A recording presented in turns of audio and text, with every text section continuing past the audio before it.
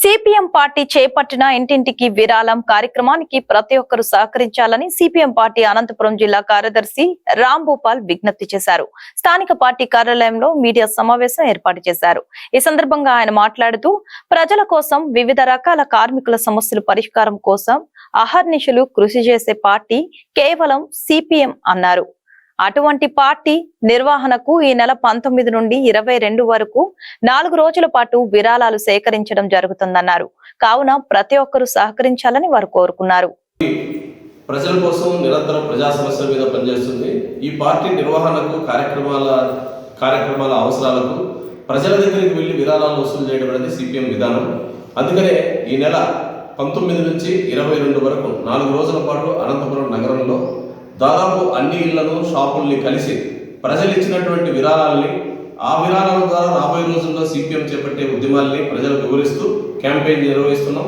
ఈ ఇంటింటికి విరాళాల కోసం వస్తున్నటువంటి సిపిఎం శ్రేణులన్నింటినీ ప్రజలు సహృదయంతో స్వీకరించి ఆ రకమైన ఉదారంగా విరాళాలు ఇవ్వాలని కోరుతున్నాం. ఇటీవల కాలంలో చూస్తున్నాం, రాష్ట్ర రాజకీయాలు కేవలం వ్యక్తుల కుటుంబాల చుట్టూ తిప్పడానికి ప్రయత్నాలు చేస్తున్నారు. కానీ సిపిఎంతో పాటు పనిచేస్తున్నటువంటి అనేక ప్రజా సంఘాలు కార్మికులు, కష్టజీవులు, ప్రజల సమస్యల్ని ప్రధాన అజెండాగా మార్చి అనేక ఉద్యమాల్ని, సమ్మెల్ని రాష్ట్ర స్థాయిలో పెద్ద ఎత్తున ఆందోళన కార్యక్రమాలు నిర్వహించారు. ముఖ్యంగా పోలవరం నిర్వాసితుల సమస్యలతో మొదలుకొని అంగన్వాడీ, మున్సిపాలిటీ, ఎస్ఎస్ఏ వివిధ రంగాల కార్మికుల సమస్యలతో పాటు నిన్న జరిగినటువంటి కార్మిక కర్షక రాష్ట్ర గ్రామీణ బంధుకు కూడా సిపిఎం సంపూర్ణంగా మద్దతిస్తూ వారితో పాల్గొనింది. అదేవిధంగా వివిధ తరగతుల సమస్యలు, విద్యార్థులు కానీ లేదా వివిధ రంగాలకు సంబంధించినటువంటి యువజనులు, మహిళల సమస్యల మీద కూడా నిరంతరం పనిచేస్తుంది. డిఎస్సి నోటిఫికేషన్లో జరిగిన అక్రమాల మీద సిపిఎం అనుకూలంగా ఉన్నటువంటి విభజన సంఘాలు చేసినటువంటి కార్యక్రమాలకు సిపిఎం సంపూర్ణంగా వాళ్ళతో పాటు నిలిచింది. దాంతోపాటు వివిధ రంగాల సాంస్కృతిక, సాంఘిక, అదేవిధంగా అకాడమిక్ సంబంధించిన అనేక రంగాల్లో వివిధ కళా నైపుణ్యాలను వెలికి తీసేటువంటి కృషి చేస్తున్నటువంటి సంస్థలకు తోడుగా నిలుస్తుంది.